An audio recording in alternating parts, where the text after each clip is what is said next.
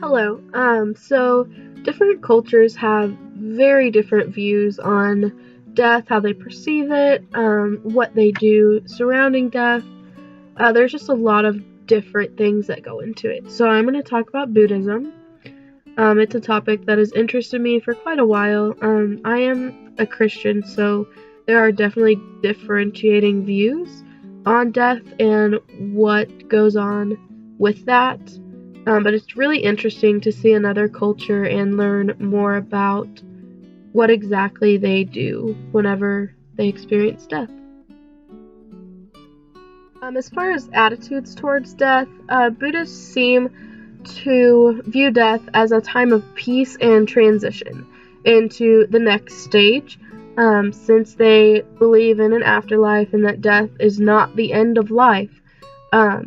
That peacefulness is very important in that transition. There are a few different ways to prepare for death that they see. First of all, they believe that peace is key. So, if someone is aware that they are in the process of death, those around them will try to keep them as peaceful as they can so that they aren't stressed out about the situation or afraid, so that it can go as smoothly as possible. Again, the transition from life to death is very critical in that it needs to be peaceful, so it doesn't affect where that person might end up in their afterlife. During the death process, people might also chant from the Buddhist scripture. This can be both to comfort the person dying, or if they are chanting at the funeral service, it could be to help those grieving around and the loved ones. It could help them to move forward with the loss.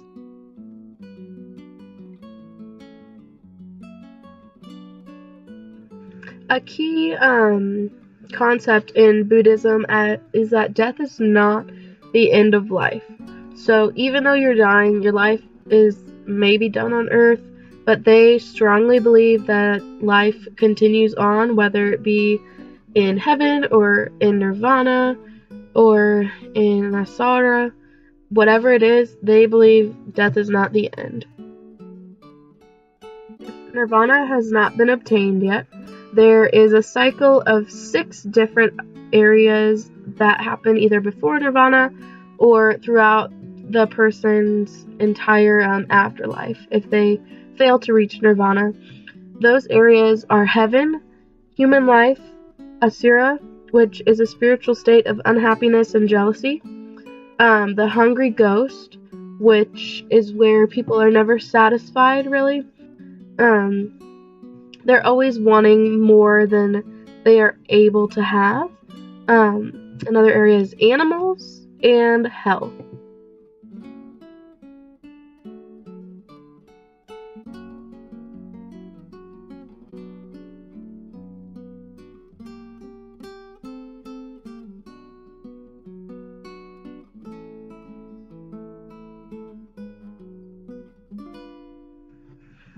Buddhists believe in rebirth, which the 6 areas of the cycle I just mentioned, that is what rebirth means in Buddhism.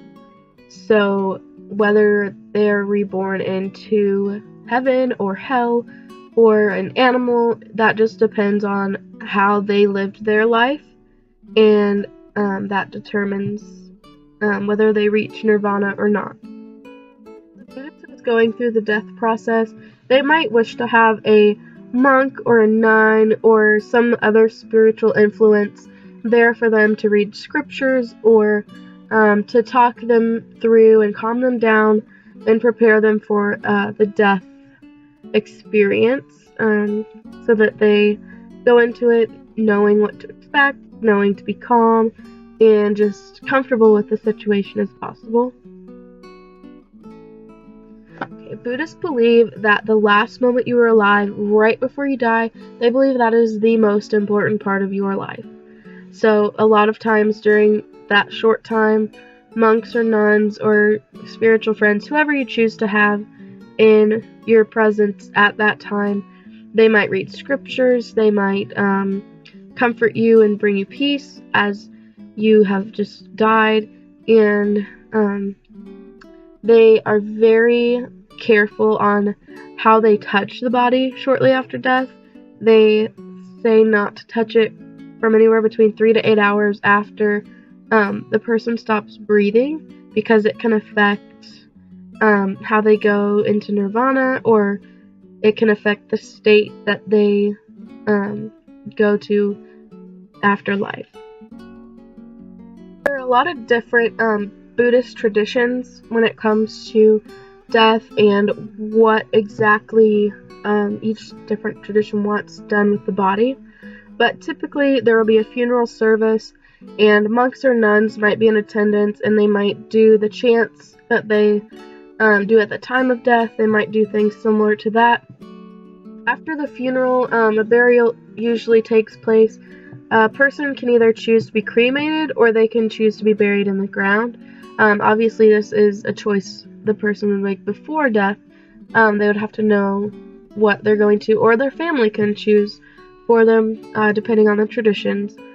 Families also, in remembrance of loved ones, they will go to the gravesite and they might pray, or they might bring something in remembrance of the person who passed, like flowers or pictures or stuffed animals or things like that.